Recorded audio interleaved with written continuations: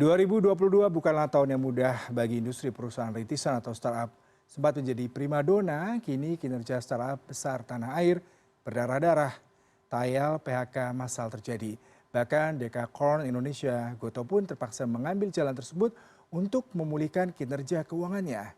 Tak berhenti di situ, tahun 2023 merupakan tahun yang penuh tantangan dan ketidakpastian. Lantas bagaimana startup bisa bertahan? Mampukah startup bangkit kembali di tahun depan?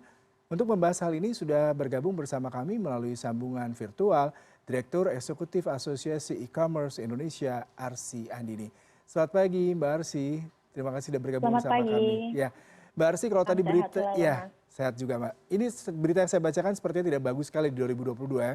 Lebih dari 150.000 karyawan seluruh dunia yang bekerja di startup mengalami pemutusan hubungan kerja. Dan ini merupakan kondisi yang terjadi juga di Indonesia. Lalu bagaimana Anda melihat hal ini Mbak?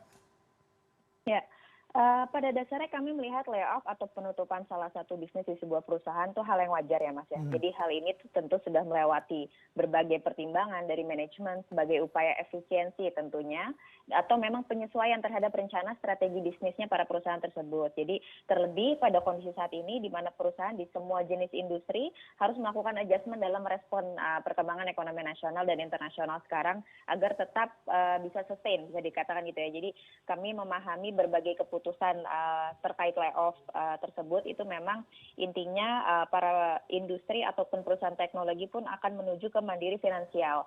Jadi adjustment ataupun perampingan itu sangat normal terjadi bukan hanya di industri e-commerce saya yakin tapi di industri lainnya juga.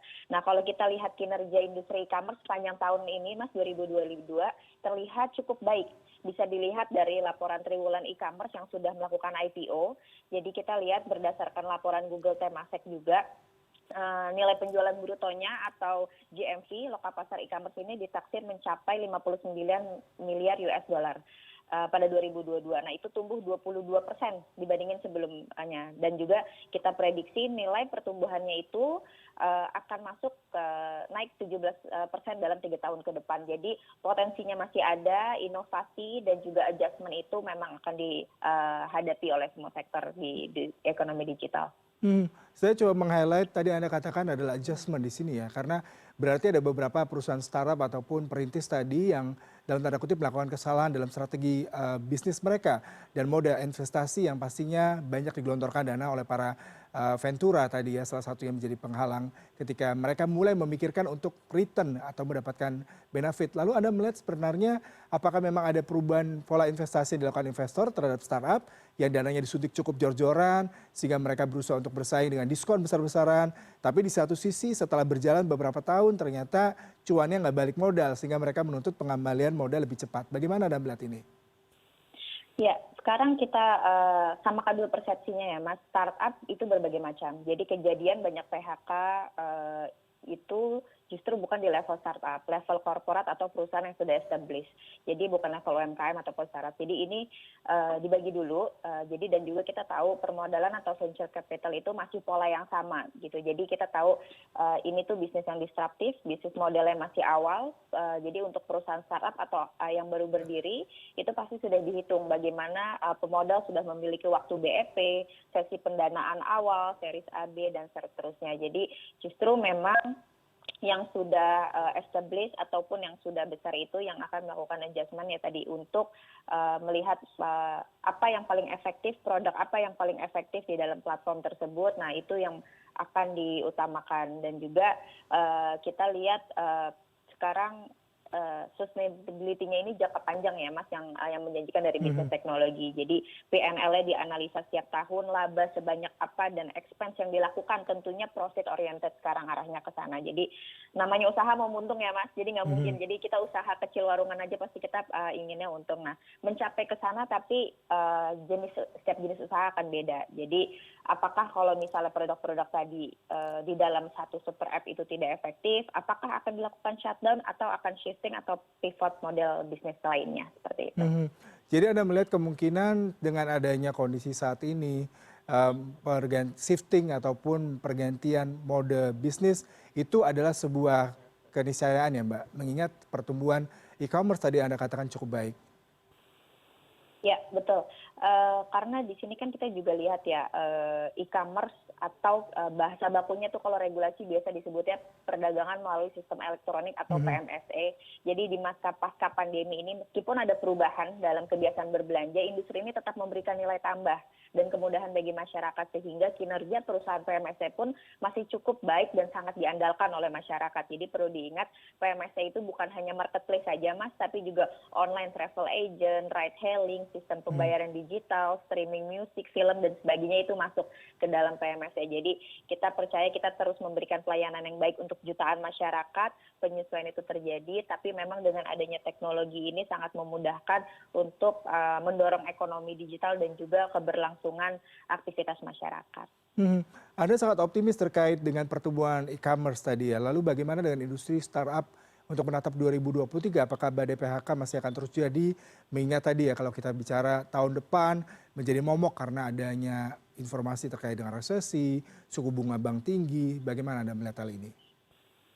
Oke, di tahun 2023 peluang masih cukup besar bagi industri e-commerce untuk berkembang, termasuk dengan hadirnya sejumlah startup digital di tingkatan daerah ya, Mas. Mhm. Selain itu, kebutuhan masyarakat juga untuk mendapat kemudahan melalui transformasi digital terus meningkat. Mhm. Tantangan di 2023 sama dengan tantangan yang dihadapi baik industri lain seperti tadi situasi perekonomian global dan nasional dan tentunya perlunya peningkatan dialog dengan pemerintah dan regulator Mhm. untuk sama-sama menciptakan regulatory environment yang kondusif dan bermanfaat buat semua pihak ya. Semua pihak ini dalam arti masyarakat, konsumen, UMKM, pemerintah atau negara dan bisnis seperti itu. Kalau kita bicara mengenai bisnis tidak bisa lepas dengan sentimen global ya Mbak. Kalau kita bicara mengenai gejolak global, pastinya membuat marketplace juga sedikit terganggu ya kalau kita bicara mengenai hal ini. Lalu Anda melihat seperti apa? Apakah kondisi tadi terkait dengan COVID-19 yang sudah terkendali, tapi di satu sisi mungkin isu ketegangan antara Rusia dan Ukraina, kemudian juga perang harga antara China dan Tiongkok dengan Amerika berpengaruh dan apakah memang akan ada strategi dukungan yang diperlukan oleh sektor usaha untuk menjaga keberlangsungan bisnis mereka?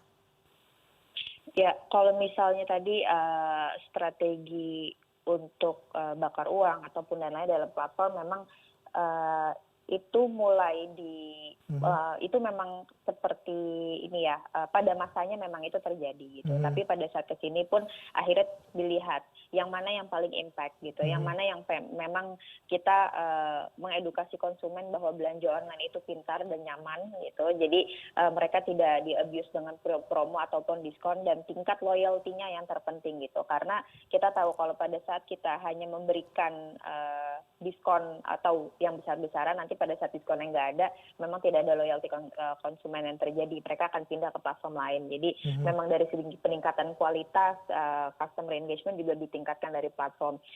Dalam kita lihat situasi perekonomian sekarang, mungkin kita tidak bicara COVID lagi ya Mas. Mhm. Maksudnya kita sudah bilang pasca pandemi, kita sudah lihat ekonomi sudah bangkit gitu. Dan tapi memang potensi pasar digital dan bagaimana perluasan produk dalam platform untuk ke area pasar luas itu masih sangat diandalkan. Terlihat dari banyaknya UMKM yang on board ke Mhm. e-commerce during pandemi ya 2020 sampai 2022 terakhir dalam program kita bersama lintas kementerian dan lembaga namanya Bangga Buatan Indonesia. Per hari ini aja sudah 12,7 juta new UMKM on board. Nah itu dalam 12,7. proses itu terlihat bagaimana sisi UMKM sangat dibantu untuk ke pasar luas dari sisi platform dan juga dengan itu kita terus menggerakkan roda ekonomi. Mhm. Yang menarik tadi Anda katakan mengenai iklim yang kondusif, salah satunya pasti didukung oleh regulator yang memberikan insentif ataupun perlindungan terhadap bisnis e-commerce. Tadi yang menarik mengenai UMKM bertumbuh 12,7% yang Anda tekankan. Lalu bagaimana 12,7 juta ya 12 Mas? ya 12,7 juta. Oh, Anda oke. melihat ini merupakan prospek menarik, tapi di satu sisi apakah pihak regulator, pemerintah juga harus memberikan insentif dan perlindungan oleh kepada para pelaku bisnisnya?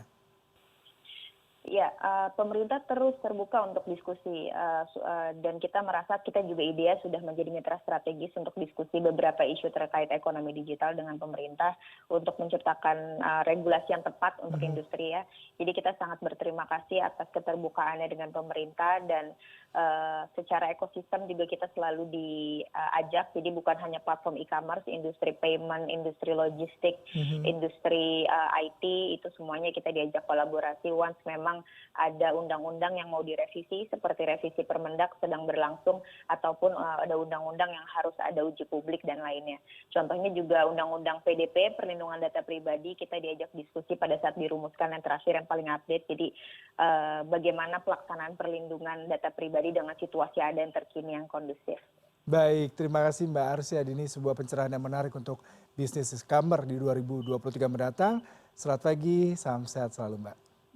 Salam sehat selalu, terima kasih.